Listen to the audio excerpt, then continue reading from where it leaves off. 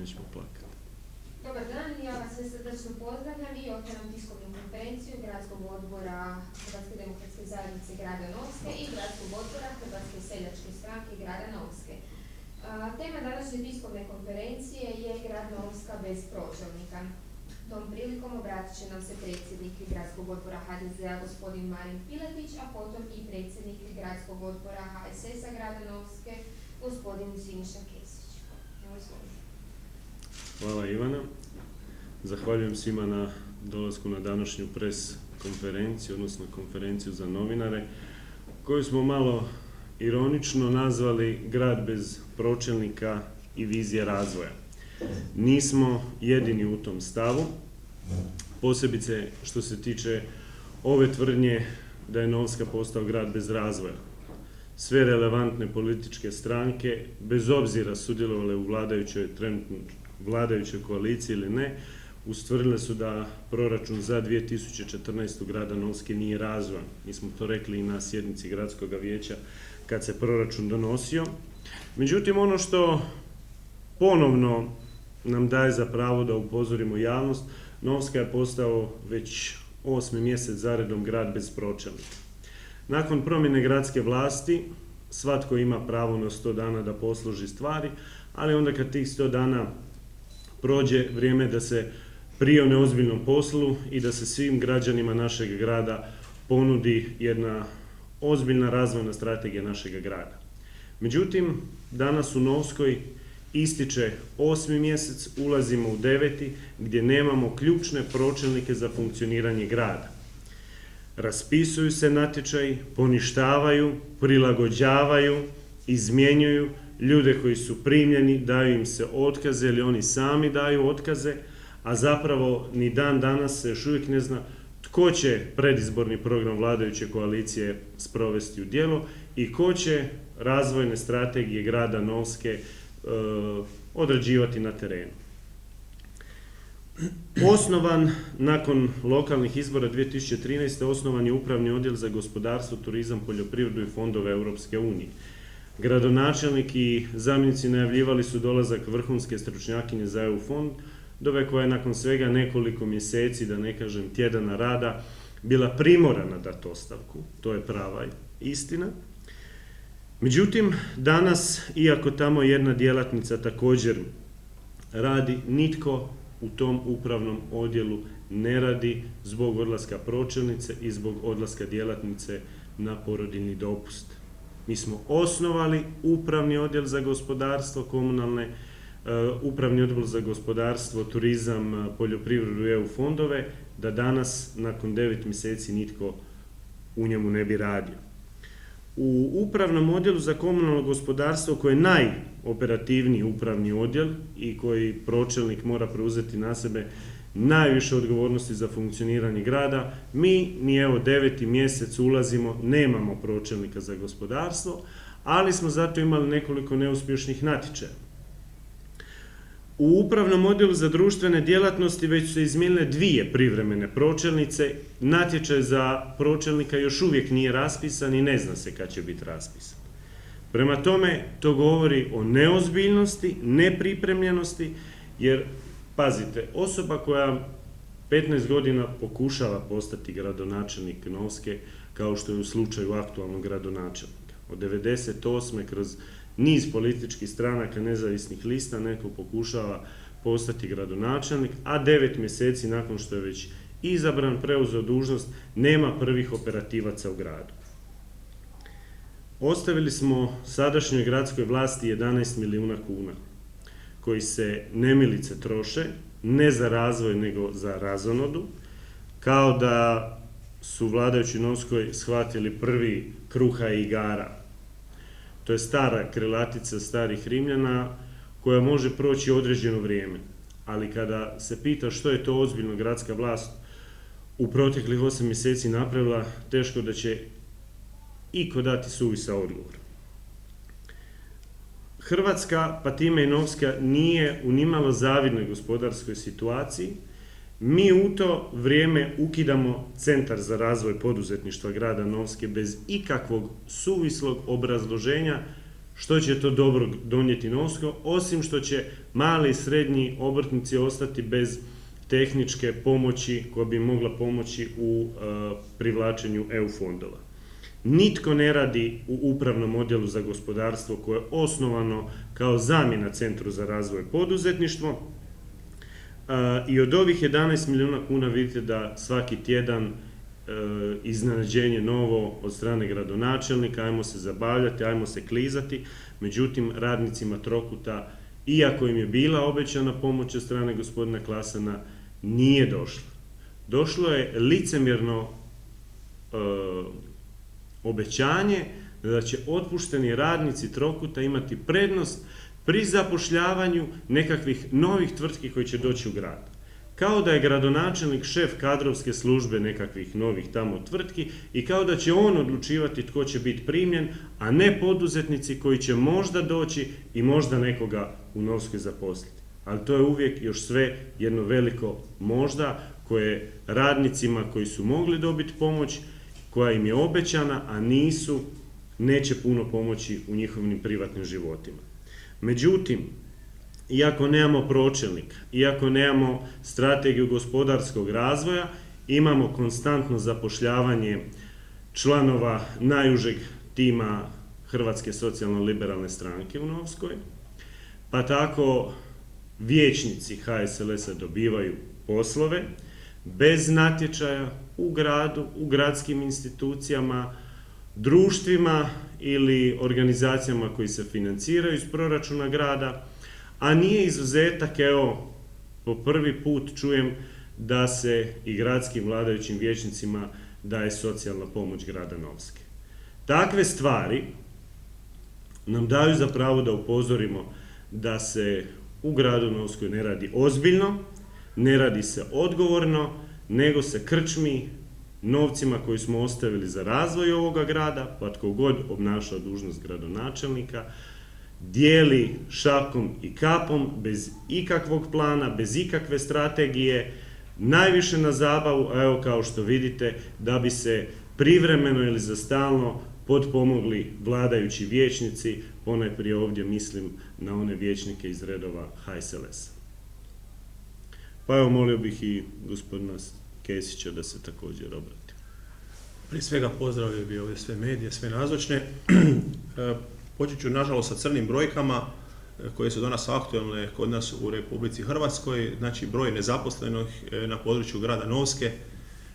Ni Novska nije otok sam za sebe, 370 i više tisuća je u Republici Hrvatskoj, međutim, evo moram se nažalost pohvaliti, odnosno reći nažalost jadnu brojku da je u zadnjih 2 mjeseca u gradu Novskoj novih 118 ljudi završilo također na birovu za zapošljavanje. Tu treba dodati još ovih 40 koji su u ponedjeljak dobili rješenja o otkazu, a koji nisu prijavljeni na biro za zapošljavanje. Znamo koliko je danas teško dovesti nekakvu tvrtku, nekakvu firmu, otvoriti jedno radno mjesto. Govorim upravo zato što grad Novska koji ima proračun od 41 milijun kuna, upozoravali smo to nekoliko puta kod donošenja ovog proračuna, minimalna, gotovo nikakva sredstva izdvojio je za poticanje obrta i obrtništva. Minimalna sredstva su jednostavno izdvojena u privredu, većinu ovog proračuna ide na zabavu i socijalu, a gospodarstvo je, moram reći, po strani. Navest ću primjer općine Lipovljani, čiji izvorni proračun nekih 6,5 milijuna kuna, znači u usporedbi sa novljanskih 41 milijun kuna, to je nemjerljivo. Međutim, isti ti Lipovljani danas su odobrili potporu kod zapošljavanja, znači kod ljudi kod zapošljavanja sa visokom stručnom spremom, znači da li se ljudi sami zapošljavaju ili se zapošljavaju u obrtu ili u nekakvoj tvrtci, od 7,5 tisuća kuna, za srednju stručnu spremu i visoko kvalificirane 5 tisuća kuna i za NKV stručnu spremu 3,5 tisuće kuna. Mislim da to dovoljno govori o jednom stvarnom shvaćanju ozbiljne situacije koja je danas u Hrvatskoj, u gradu Novskoj, gdje imate jednu općinu s proračunom, ponovo kažemo, od 6,5 milijuna kuna, a izdvaja, moramo reći, i spremna izdvojiti znatna sredstva za zapošljavanje ljudi. Nadovezujući se na to, moram reći upravo da je ovo godina, Međunarodna godina obiteljskih poljoprivrednih gospodarstava. Za one koji to ne znaju, 17. siječnja ove godine bio održan je okrugli stol u Zagrebu u organizaciji predsjednika Hrvatske seljačke stranke, gospodina Branka Hrga, gdje je prezentirana, da ne kažem, katastrofalna situacija u poljoprivredi i u poljoprivrednim obiteljskim gospodarstvima. Na području Hrvatske, opet ću se vratiti na područje grada Novske. Vezano na tu temu moram reći da smo mi, znači, ulaskom u Europsku uniju stekli mnoge bonitete, mnoge privilegije kod povlačenja sredstava europskih fondova.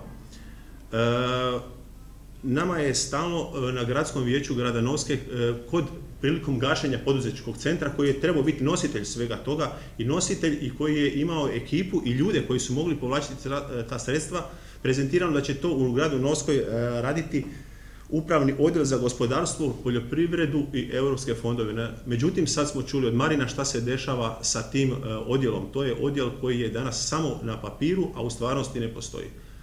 Znači, jedva smo izabrali tog pročelnika i po meni isto nekvalitetno.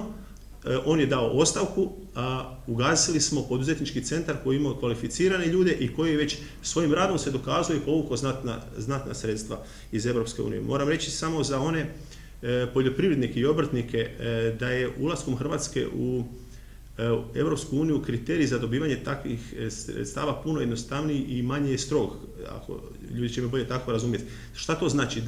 Da je taj pristup financijskim sredstvima i onima koji nisu u sustavu PDV-a. To je danas vrlo bitno. Također je pristup i onima koji imaju manje poljoprivredne površine od 1 hektara. Znači, danas vam je dovoljno 0,25 hektara i vi možete već pisati projekte i povlačiti sredstva iz Europske unije.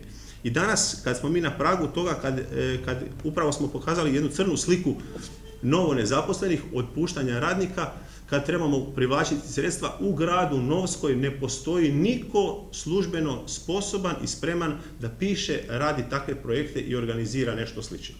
To je ono najžalosnije i najjadnije. I ako bi mi novog pročelnika za ovaj vrlo važni odjel, koji je nazvan i trebao je biti vrlo važni, jer bi trebao zamijeniti poduzetnički centar, birali 8 mjeseci kao što biramo i ovog pročelnika u odjelu za gospodarstvo, nažalost i 2014. godina za novljanske obrtnike i privrednike bit će pogubna. Znači, neće biti nikakvih novih sredstava, neće biti nikakvih novih investicija, a novac će se trošiti, kao što vidimo na internetskim stranicama grada Novske, svako ih može otvoriti, red zabave, red socijale, a gospodarstva gotovo nigdje. A i ako se gospodarstvo spominje, onda se spominju otkazi pred novu godinu radnicima vodoprivrede, pa nasilu vraćeni, pa otkazi definitivno ugasle firme Trokut i možemo misliti šta će nas čekati sutra. Jel? Mislim da je to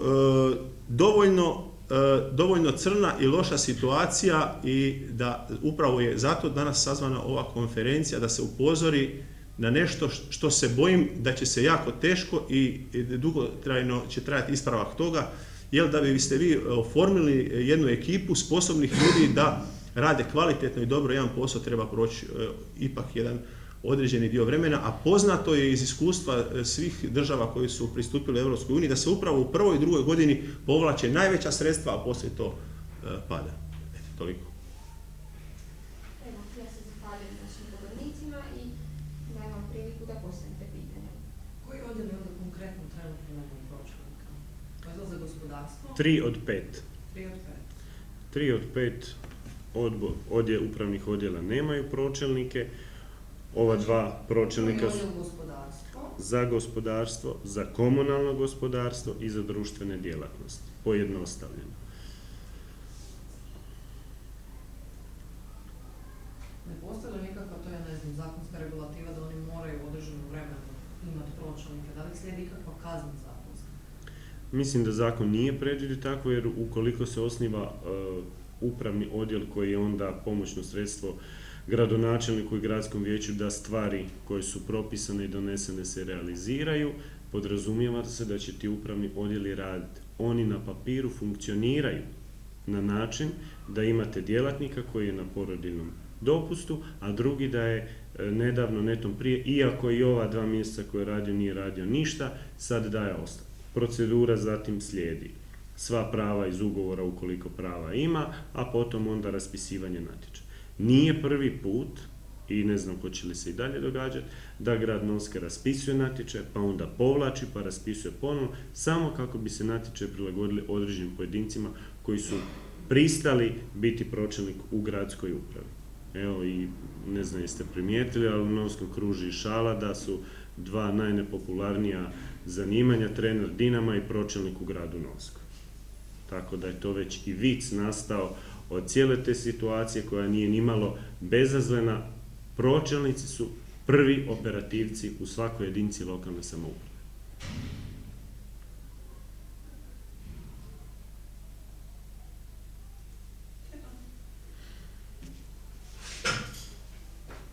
Gašo, ti sigurno imaš pitanje. Tebe sigurno zanima tko radi bez natječaja. Da, kurat 3 godina. Molim? Ko vodi uopće to 3 godine? Vršitelji dužnosti ili... Znači, odjel za društvene djelatnosti imamo drugu privremenu pročelnicu, upravni odjel za komunalno gospodarstvo isto imamo VD pročelnicu koja o komunalnoj djelatnosti ništa ne zna, nego to sve poslove iz komunalnog sektora obavlja dosadašnji pročelnik koji je spušten na radno mjesto referenta. Znači, imaš čovjeka koji to zna, koji to, ajmo reći, ilegalno i radi, ali nemaš osobu koja se zove pročelnik. I onda normalno da u ovih 8, odnosno sad već 9. mjesec nije napravljena niti jedna studija izvodljivosti, niti jedna zatražena građevinska dozvola, uporabna dozvola i sve ostalo što komunalni... Molim? Funkcioniraju. Funkcionira, znači, upravni odjel za financije i ako se to možete nazvati funkcioniranjem, funkcionira upravni odjel za poslove gradonačelnika i gradskog vijeća.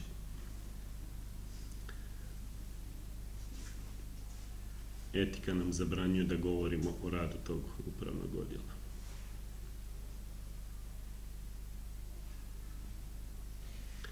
Tako da, sve u svemu, osim Marice, teško da iko radi. Ali dobro. Je li Sonja ili prvi? Sonja je Da. Ona je sad, evo, nedavno postala druga VD pročelnica. Grad Novski ima 2 profesionalna zamjenika gradonačelnika, mogu nešto reći o tome? Pa možda bi vi meni, novinari, mogli nešto više reći o tome, jer njihov rad se jedino vidi na fotografijama prilikom statiranja iza prvog čovjeka grada. O ostalim njihovim aktivnostima osobno nemam saznanja, koliko znam nema ni Siniša. Neka me ispravi. Ja koliko znam, na sjednicama gradskog vijeća ta 2 čovjeka još nisu rekla ni jednu riječ. A bilo ih je, otkad su stupili na vlast, koliko? Ne samo oni, nego ni jedan vijećnik HSLS-a gotovo se još nije digao za riječ na sjednici bilo kojeg gradskog vijeća i bio protiv bilo čega i rekao da je za nešto ili za nešto protiv, osim što pročitaju vijećnička pitanja na početku svake sjednice. Mislim da je jedan vijećnik jedanput debatirao nešto je se javio jedanput gospodin Kaurinović ili 2 puta on, a ostali svi, niko se nije javio i nema nikakav stav, očito ni nikakvo mišljenje, sa svim se suglasni, sa svim se slažu, jel? Ne samo oni, nek svi drugi vijećnici gotovo. A dobro, to je sad Primaju socijalnu pomoć i ne mogu se javljati, mislim, to je jasno kao dan. A to je sramota da, ja ne znam. Pa ja razumijem ljude, ali ne može netko tko želi primati pomoć od grada Novske biti vijećnik. Pomoć imate kakve papire, dokumente, potvrdu ili je to isto na bazi priča? Ne, to nije na bazi priče, to je provjereno. A vi isto možete provjeriti, mogu vam ja dostaviti ukoliko želite i kao vijećnik mogu postaviti pitanje, a i vi kao novinari možete tražiti informaciju je li to istina da gradski vijećnici primaju socijalnu pomoć. Iako primaju i naknadu za rad u gradsko vijeće, iako su članovi nekoliko odbora za koji također primaju naknadu i provjerena informacija primaju naknadu Zavoda za zapošljavanje. Se radi o jednoj stranici ili... Molim? Da li se radi o jednoj stranici? Ovo konkretno govorimo samo znači o vijećnicima HSLS-a. Vijećnica HSLS-a dobila posao u Centru za, kako se zove, Crveni križ, Gradsko društvo Crvenog križa bez natječaja, ne uz pomoć, potporu države na 1600 kuna kao stažiranje i volontiranje, nego kao nekako iskrsnulo novo radno mjesto. Povećana je suma izdvajanja za plaće iz proračuna grada Novske, znači to zapošljavanje na teret grada Novske, ne na nekakav program zbrinjavanja dugotrajno nezaposlenih osoba. Što podržavamo, što ih više se primi, to manje ljudi na zavodu. To smo radili, provodili mi uz dogovor sa Hrvatskim zavodom za zapošljavanje, ali ovdje gdje se uz te programe još zapošljava, zamislite, gradska vijećnica bez natječaja, a plaća ide iz proračuna grada. Sve to lijepo funkcionira, sve to sad super bajno, sad više nema nepotizma, nema više stranačkog zapošljavanja, to je sad jedan društveno koristan rad na teret poreznih obveznika grada Novske. Što je s pogledom na proizvodnju paleta?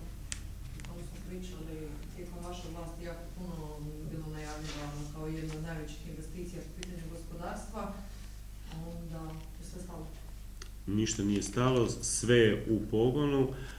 Što se tiče tvrtke Pelet na Bročicama, to vam je jedini primjer apsurda, da je tvrtka Pelet osnovana u Novskoj prije 5 godina i u cijeloj toj fazi ishođenja svih mogućih dozvola za pokretanje proizvodnje, jedini proizvodni pogon na području Sisačko-moslavačke županije, koji je već sad zaposlio 4 mlada inženjera, znači viša i visoka stručna sprema, i sve je spremno za pokretanje u pogon i te pelete, jer su oni do sad samo se bazirali na proizvodnju struje, odnosno pomoću otkupa peleta. Sada napokon, nakon što je HEP dao uporabnu dozvolu da se struja koja se proizvodi već sad u tvrtci Pelet može plasirati u sustav HEP-a i da će oni to otkupljivati, onda vrlo skoro, zadnji put kad sam se čuo s vlasnikom, je rekao da će vrlo skoro zakrenuti i ta linija proizvodnje peleta. Do sad, vi znate da Novska živi na drvnoj industriji, do sad tvrtke koje proizvode pelete rade s time, znači rade na programu zbrinjavanja, to je šumske biomase, odnosno šumskog otpada u proizvodnju peleta, izvoze u elektrane u Ljubljanu, je li tako, Siniša? U centrima gradova Ljubljane je takva energana koja snabdijeva, znači proizvodi električnu energiju, a toplinska energija ide u toplovod i grije se grad Ljubljana. I u Klagenfurtu, i u Berchtesgadenu, u Njemačkoj, nekoliko, čak i u parkovima prirode. Mi izvozimo, a sirovinu koja može proizvoditi energiju, s druge strane HEP je još uvijek ovisan o vanjskim izvorima električne energije, posebice tu mislim na Sloveniju ili s Krškom. Tako da evo, nadamo se uskoro da će krenuti zapošljavanje. Gradonačelnik na posljednjoj sjednici gradskog vijeća kaže hvala Bogu peletara još nije proradila, iako on kao prvi susjed te tvornice više nego svjestan da je tvornica peleta pokrenula prvu inicijalnu proizvodnju, da je pokrenula proizvodnju električne energije, a uskoro kreće i sa proizvodnjom peleta. Vlasnik je imao jedan problem, nešto sam malo upoznat s tim, znači problem je bio sa trafostanicom, nažalost trafostanica je već gotova nekoliko mjeseci, iz te trafostanice se snabdijevaju selo Bročice i okolne kuće, sve ono, ali nije mogla dobiti uporabnu dozvolu za prihvat struje, znači za izlaz struje funkcionira sve kad HEP treba prodati struju, ali kad HEP treba nekome platiti za tu struju, onda ona ne može dobiti uporabnu dozvolu. Mislim da je jasno o čem govorim. Ali je dobivena na kraju uporabna dozvola. Hvala vama. Ako je to sve, ja zatvaram ovu tiskovnu konferenciju i zahvaljujem se svima na dolasku. I sad idemo na kavu.